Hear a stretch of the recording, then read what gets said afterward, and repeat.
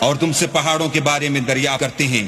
کہہ دو کہ اللہ ان کو اڑا کر بکھیر دے گا اور زمین کو ہموار میدان کر چھوڑے گا جس میں نہ تم کجی اور پستی دیکھو گے نہ ٹیلا اور بلندی۔ اس روز لوگ ایک پکارنے والے کے پیچھے چلیں گے اور اس کی پیروی سے انحراف نہ کر سکیں گے، اور اللہ کے سامنے آوازیں پست ہو جائیں گی تو تم آواز خفی کے سوا کوئی آواز نہ سنو گے۔ اس روز کسی کی سفارش کچھ فائدہ نہ دے گی مگر اس شخص کی جسے اللہ اجازت دے اور اس کی بات کو پسند فرمائے۔ جو کچھ ان کے آگے ہے اور جو کچھ ان کے پیچھے ہے وہ اس کو جانتا ہے، اور وہ اپنے علم سے اللہ کے علم پر احاطہ نہیں کر سکتے۔ اور اس زندہ و قائم کے روبرو منہ نیچے ہو جائیں گے، اور جس نے ظلم کا بوجھ اٹھایا وہ نامراد رہا، اور جو نیک کام کرے گا اور مومن بھی ہوگا تو اس کو نہ ظلم کا خوف ہوگا اور نہ نقصان کا۔ اور ہم نے اس کو اسی طرح کا قرآن عربی نازل کیا ہے، اور اس میں طرح طرح کے ڈراوے بیان کر دیے ہیں تاکہ لوگ پرہیزگار بنیں یا اللہ ان کے لیے نصیحت پیدا کر دے۔ تو اللہ جو سچا بادشاہ ہے،